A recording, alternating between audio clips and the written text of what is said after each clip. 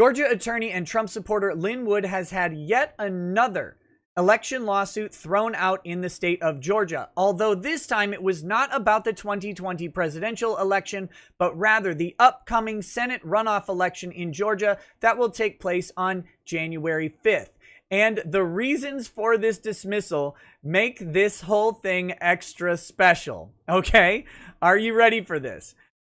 In the 2020 election lawsuits, one of the big complaints about these challenges to what was happening over absentee ballots, and this is the important thing, the challenge is over the application of Georgia law around absentee ballots and the risks for voter fraud that come from that. This is not necessarily a lawsuit about fraud that has occurred. In fact, it can't have occurred yet because the election did not occur in the Georgia runoff suit. But when the application of Georgia law was challenged following the 2020 presidential election, it was dismissed as untimely. Most importantly, too late. They said you needed to challenge these processes prior to the election taking place. We've seen this in Wisconsin, Pennsylvania, Michigan. We've seen it all over the place, the same types of dismissals. You can't do this based on what already occurred. It's too late. Well, now Lin Wood has challenged the election process prior to its implementation. And what did the judge say? It's too early.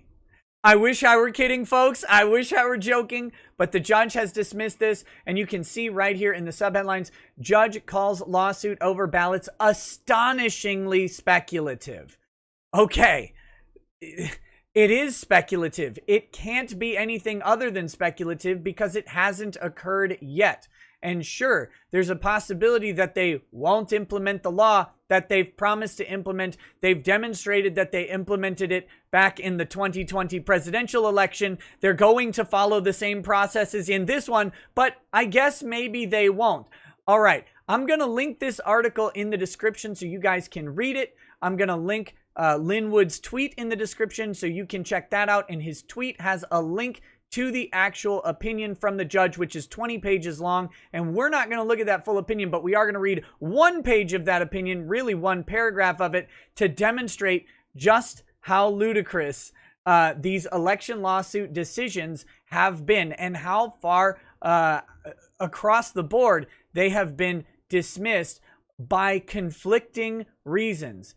That is leading to the frustration of normal people out there looking at this going, how in the heck can we have any challenge to any of these things if judges say that you can't do it beforehand, you can't do it afterwards, and you can't do it during? But let's take a look at Lin Wood's tweet right here. It says, Atlanta federal judge Timothy C. Batten Sr. dismissed my Georgia lawsuit this morning at 11:12 a.m. after I filed 270 pages of fraud evidence yesterday at 6 p.m. 20-page order. He must have been working on order for days, or he is quicker than the FBI in Nashville, referencing the recent bombing attack in Nashville. Okay, here is the one paragraph of the order, and that is where we're going to end after that. This is on page 14. It's the second paragraph. However, even taking his statements as true, Wood's allegations show only the, quote, possibility of future injury based on a series of events which falls short of the requirement to establish a concrete injury. That quote is from Donald J. Trump for President versus Bachvar. That's the Pennsylvania federal suit filed by Donald Trump against the Secretary of State of Pennsylvania. Importantly, though, it is not the one you're thinking of, which was filed after the election. This is the pre-election lawsuit where Donald Trump did challenge the application of absentee ballots in Pennsylvania. And what is the explanation of this suit that's provided? Rejecting a theory of future harm where the increased susceptibility to fraud and ballot destruction is based solely on a chain of unknown events that may never come to pass. What happened, though, when some events did come to pass up in Pennsylvania, as alleged by Donald Trump and others, that was resulting from the improper application of Pennsylvania laws?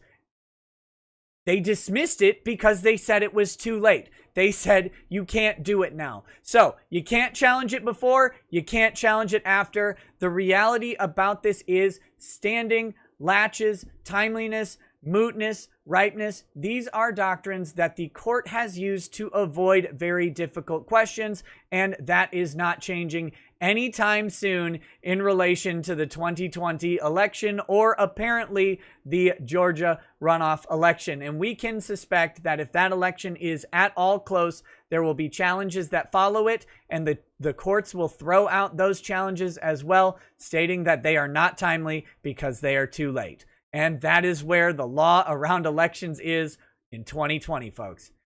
All right, leave a comment below. Let me know what you think. Do you think I'm crazy? Do you think the judge is crazy? Do you think Lin Wood's crazy? Do you think everybody's crazy? Let's have a discussion about it. Talk to you guys soon. Peace. Peace.